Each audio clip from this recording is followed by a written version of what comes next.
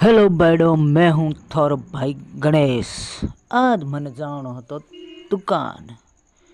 ईर वास्ता हूँ गयो नीचे जहाँ पनी लीनी मोटरसाइकिल चाबी चाबी ले रहूँ टेकी मोटरसाइकिल गबीड़ मोटरसाइकिल होगी स्टार्ट होने के बाद में मोनिका आगी दौड़ मार खन्ने मैं इन मिली करे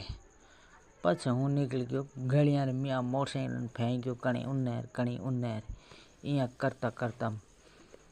मैं पहुँच गयो किराना स्टोर यानी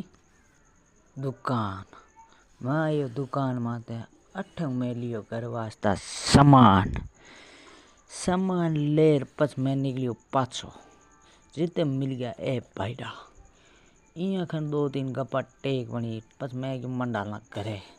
आयो घरे ते की सब्जी मैं बनाओ सब्जी